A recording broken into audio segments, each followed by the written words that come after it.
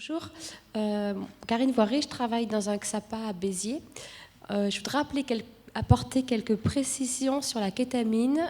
Initialement, j'étais anesthésiste et on l'utilisait de façon de plus en plus importante là, sur les dernières années, notamment en préopératoire pour diminuer la consommation de morphine post-opératoire sur des grosses chirurgies vertébrales, etc. Et j'avais la notion que c'était beaucoup plus efficace si... Alors, c'était des doses infra-anesthésiques, 0,1 mg/kg, pas des doses qu'on peut utiliser, parce que c'est un bon anesthésique par ailleurs, dans des situations plutôt humanitaires. Et ça a été beaucoup plus efficace si c'était donné avant l'incision, avant qu'il y ait le phénomène douloureux qui apparaisse. Et que donné après l'incision, il y avait sur les différences en consommation de morphine n'était pas exactement, il n'y avait pas de différence significative. Après, j'ai pas d'expérience en tant qu'algologue sur les perfusions au long cours et sur une diminution des morphiniques. Donc voilà, c'était une petite précision. Et par ailleurs, pour rebondir sur mes usages des morphiniques, nous sur Béziers, sur une file active de 500 personnes usagères de produits par voie intraveineuse ou sniffée, on a 50 personnes qui mésusent le Skénan, avec donc des difficultés d'adaptation de posologie, etc. Et je me demandais si au niveau national, il y avait des choses qui commençaient à être réfléchies pour changer la formulation. Enfin voilà, moi j'essaie de le faire remonter au centre d'addictovigilance de Montpellier. On est un peu désemparés face à cette situation, parce qu'il y a un marché noir énorme, quoi. Et en 3 ans, ça a explosé. Et voilà, est-ce que vous savez s'il y a des choses qui vont bouger sur ce On va sujet. laisser répondre Nicolas, qui est à la fois spécialiste de la douleur et très impliqué sur le plan de la pharmacovigilance. Bon, c'est un petit peu trop là. Moi, j'ai pas notion qu'il y ait de futures formulations, nouvelles formulations galéniques en France permettant de réduire un usage détourné du sulfate de morphine, du Skénan particulièrement, bien plus que le moscontin, en termes de voie d'administration, puisque c'est ce qui pose problème. Montpellier est le centre addictovigilance de référence pour le suivi du sulfate de morphine et de son abus et sa dépendance. C'est un peu à part la morphine en France, parce qu'elle a elle a quand même un double statut qui n'est pas officiel, le sulfate de morphine, mais qui est officieux et prescrit officiellement d'ailleurs comme ça. Donc c'est un peu à part du tramadol, du fentanyl, par exemple, de l'oxycodone que l'on voit arriver tout doucement dans les centres. Je pense que dans les années à venir, on est un peu en retard là, sur les États-Unis, souvent, mais tant mieux là peut-être, mais ça va arriver. Le sulfate de morphine, certes, ce sont parfois des patients douloureux, parfois ce ne sont pas du tout des patients douloureux. C'est quand même une réalité, ce n'est pas un reproche que je fais, simplement ce sont des patients qui souhaitent pouvoir, très souvent d'ailleurs, continuer à s'administrer un médicament qui leur paraît plus sécure que de l'héroïne, de meilleure qualité, entre guillemets, que de l'héroïne, mais malheureusement, c'est un médicament qui n'est pas injectable. Moi, je pense que si on doit prescrire du Skénan, si des médecins prescrivent du Skénan à des patients, c'est leur choix. Or, AMM, il faut aller jusqu'au bout des choses, il faut prescrire du Skénan injectable. Voilà. La kétamine, c'était une remarque, donc je ne réponds pas. Moi, je ne suis pas anesthésiste, mais ça paraît assez logique, globalement, que si on veut bloquer le phénomène, un phénomène d'hyperalgésie aiguë, et donc épargner la prise de morphinique, il faille bloquer le système au préalable du geste douloureux, nociceptif. Oui. Et effectivement, la kétamine est utilisée pour prévenir le phénomène de wind-up, justement, où il y a un phénomène de sensibilisation donc du phénomène douloureux, et donc ça permet justement de réduire la dose ensuite de morphinique, et c'est quelque chose qui est classiquement utilisé en expérimentation animale. On l'utilise classiquement justement à ces fins. Est-ce qu'il y a d'autres questions? Ah, oui.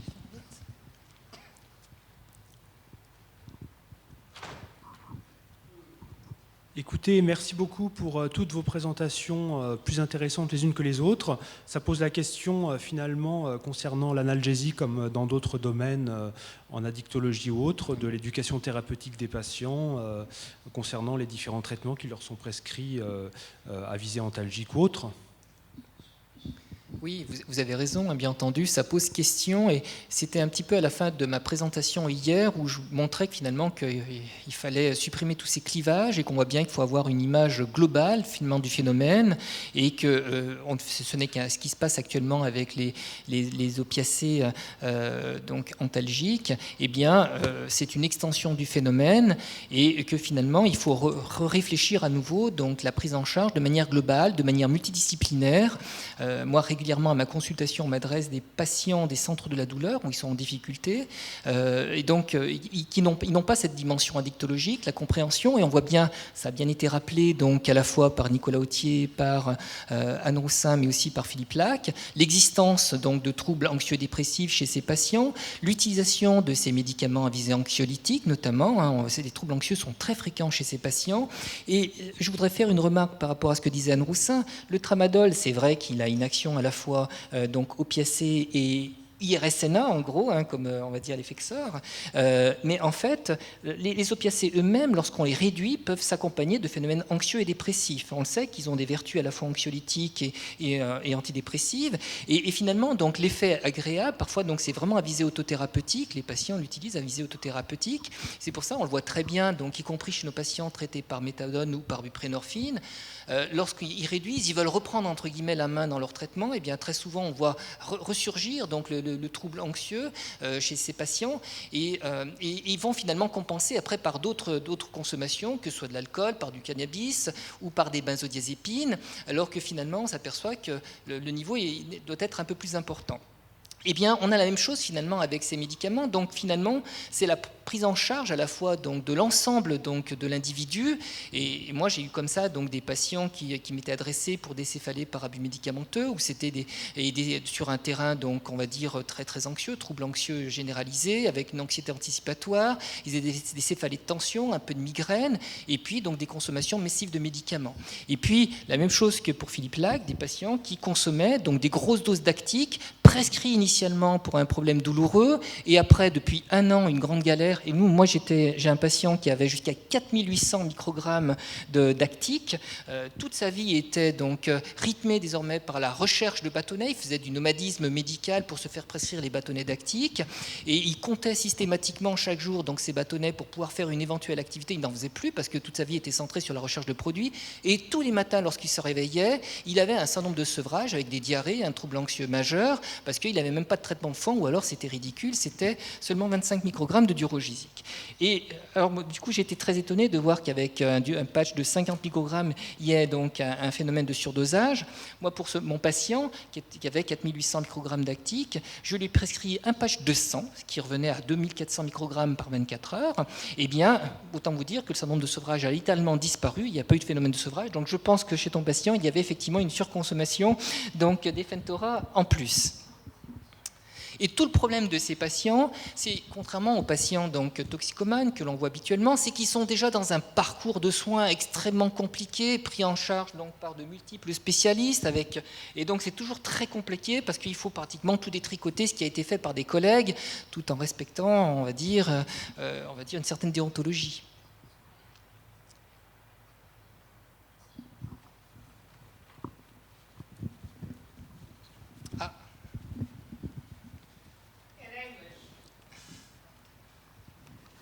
I'll ask the four on the panel to comment. In U.S., our leading pain specialists in the 70s and 80s and 90s used to repeatedly say very few people who have bona fide pain develop an addiction to the pain medication.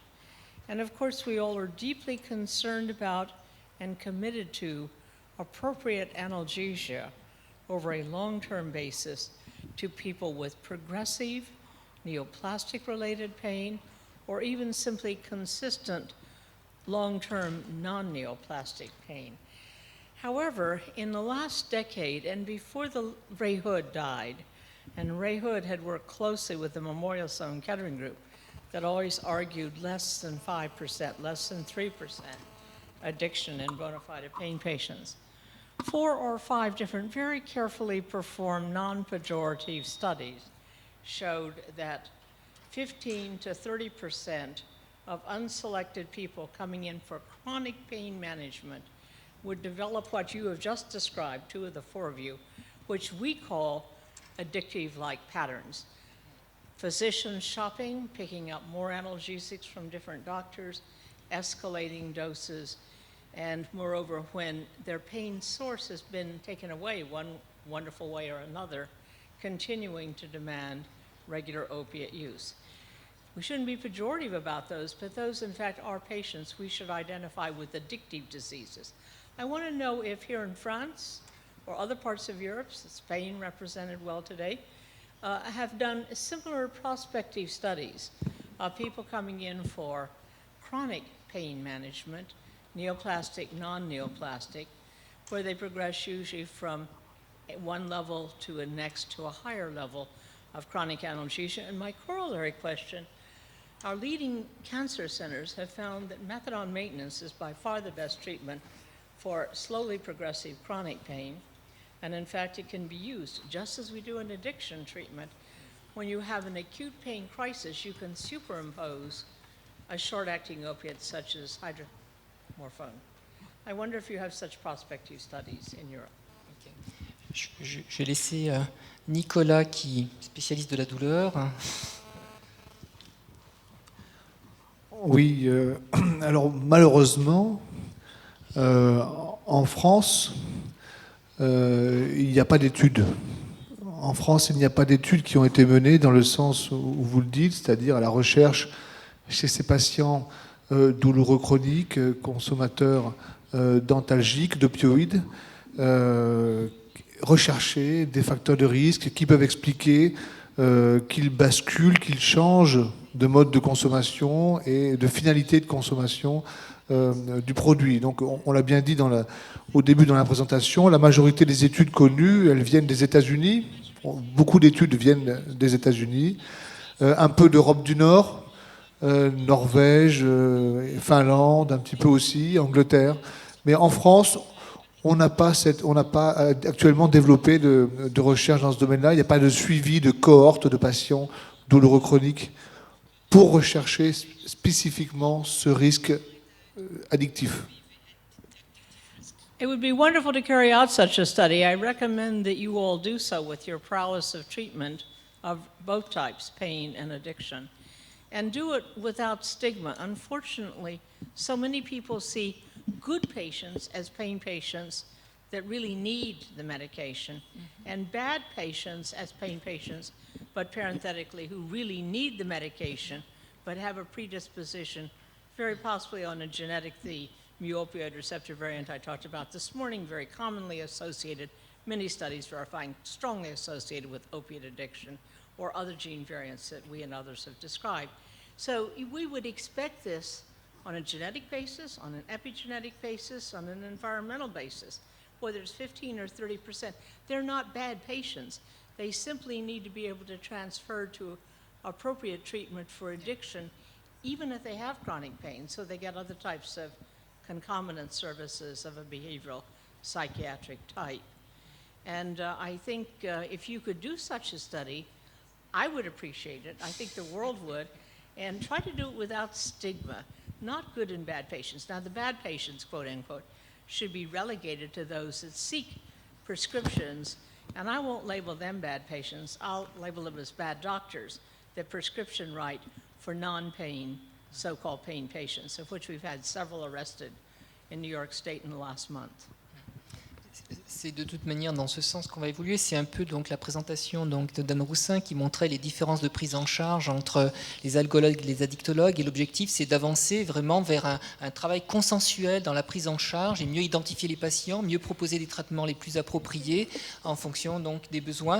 Et il y a un véritable travail de consensus à mettre en place en France justement pour optimiser cette prise en charge de ces patients qui peuvent avoir finalement les différents cas de figure que vous avez décrits.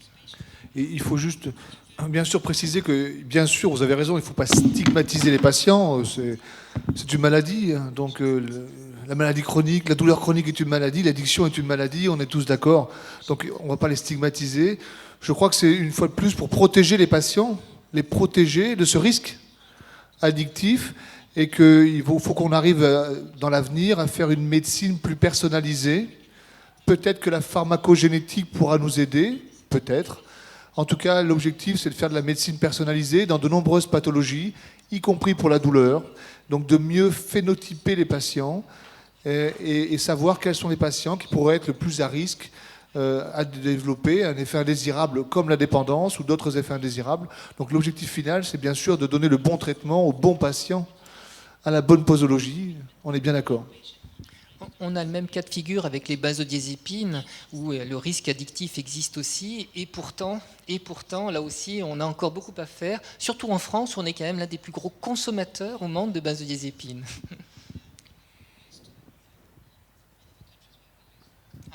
Thank you.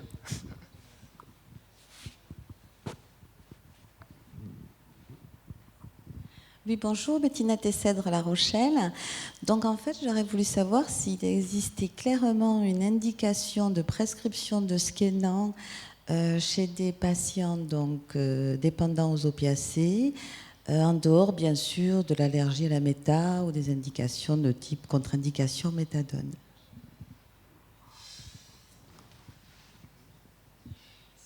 C'est théoriquement une prescription d'exception. Je veux bien essayer. En sachant, voilà, Oui. en sachant que dans les douleurs aiguës, le fait d'augmenter, enfin l'expérience que moi j'en ai, le fait d'augmenter transitoirement le dosage de méthadone, c'est efficace. Oui, mais oui, et d'ailleurs aux États-Unis, il a l'indication pour traiter la douleur, comme l'a rappelé tout à l'heure. Comment ? Oui. Donc voilà, donc non seulement il faut effectivement fractionner, mais il a une indication parce qu'il est non seulement donc opiacé, mais antagoniste NMDA, donc on retrouve l'effet de type kétamine, et en plus il a un effet aussi IRS. Mais voilà, donc du coup c'est un médicament qui est potentiellement, on va dire, un pouvoir antalgique intéressant, mais par contre effectivement la prise unique n'est pas forcément suffisante chez ce type de patient. C'est un problème récurrent, le problème de la morphine, du sulfate de morphine quand on prend en charge les patients dépendants, puisque l'argument, pourquoi on prescrirait du sulfate de morphine ?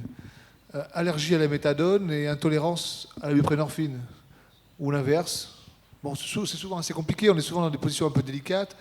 Les patients qui vous disent, moi je veux bien quelque chose, mais il n'y a sûrement pas de la méthadone et sûrement pas de la buprenorphine. La buprenorphine, ça me donne mal à la tête, par exemple, un argument assez fréquent, mais qui n'est pas rare, comme effet indésirable. Bien sûr, et puis l'intolérance à la méthadone. Alors l'intolérance, je ne sais pas bien ce que ça veut dire. Je connais l'intolérance au lactose, mais l'intolérance à la méthadone, je ne connais pas bien. Un effet indésirable en fait, une allergie ou un effet indésirable. Ce qui est sûr, c'est qu'une fois de plus, si on doit prescrire une troisième molécule parce qu'on considère que on ne peut pas prescrire une autre molécule et que le patient, on a le droit de prescrire hors AMM. En France, on a le droit de prescrire hors AMM. En revanche, c'est notre responsabilité.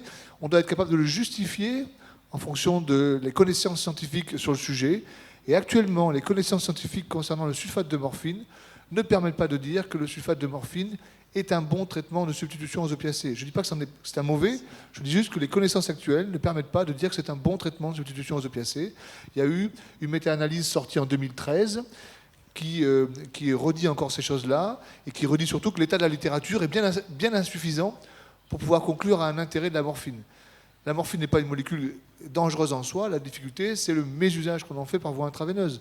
C'est 61 à 75% des patients en France qui sont des patients usagers de drogue injectent la sulfate de morphine. Et c'est là le vrai problème, en fait.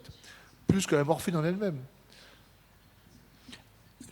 J'aurais voulu poser une question pour revenir à la question des patients douloureux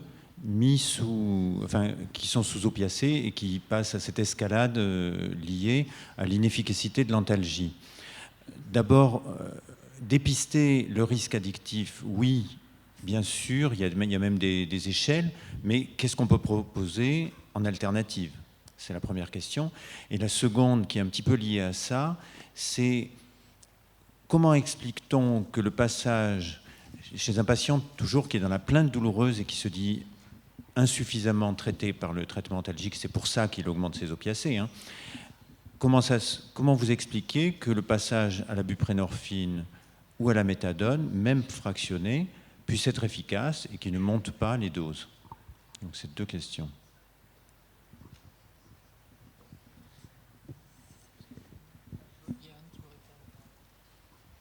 En fait, je crois qu'il y a 2 problématiques. C'est toujours pareil, c'est soit le traitement de la douleur, soit la prise en charge de l'addiction. Et finalement, il faut raisonner, à mon avis, différemment dans chacun de ces 2 cas.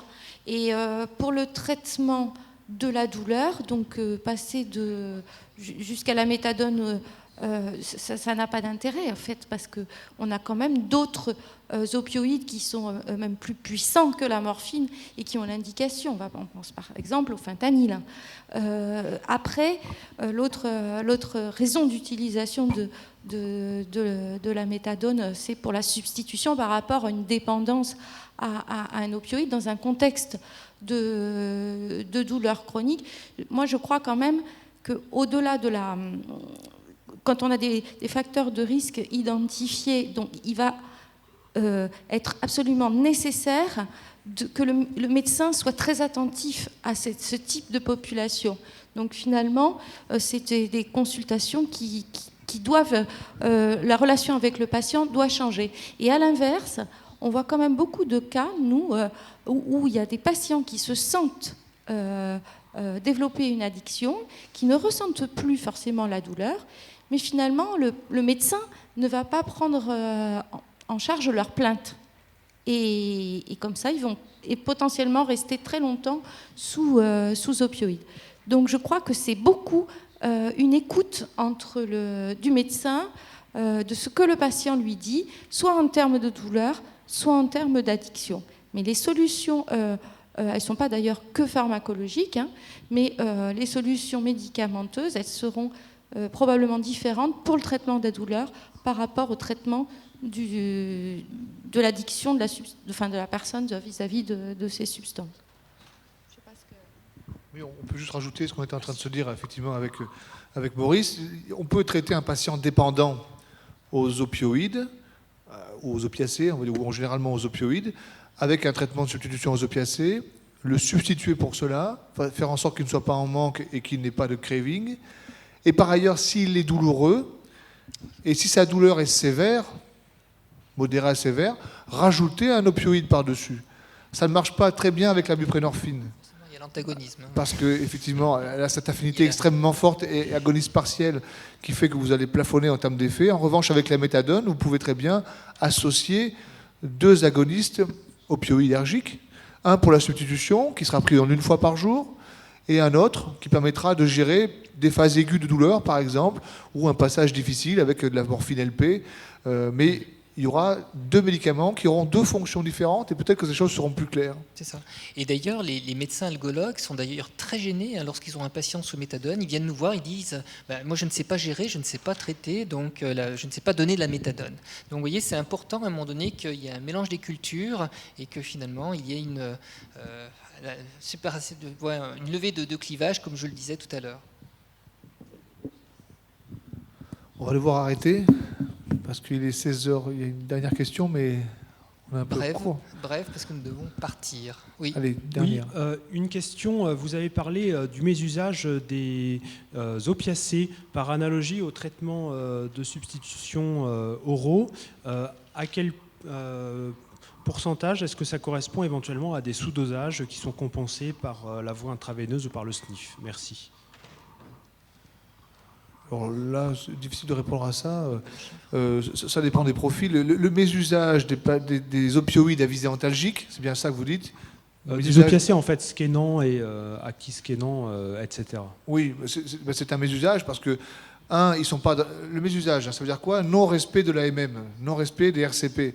Donc ça veut dire que c'est pas la bonne voie d'administration, c'est pas la bonne indication, c'est un mésusage. C'est ça la définition du mésusage. Hein.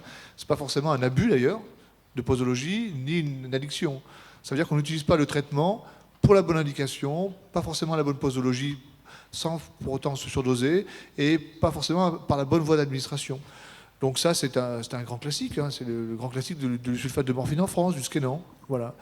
Mais parce que, voilà, il y a il y a une ambiguïté sur la finalité de ce traitement. Et il est quand même plus souvent utilisé chez ces patients-là à visée substitutive et héroïne-like, en tout cas, qu'à visée antalgique. C'est une réalité. Bon, voilà, c'est comme ça. Et d'ailleurs, ils l'utilisent pour cela. Bien, merci. Nous allons arrêter donc cette session. Je remercie bien entendu aux différents orateurs qui ont participé et à l'auditoire qui a été présent jusqu'à la fin et qui a été extrêmement interactif à travers ces différentes questions. Je vous remercie. Au revoir.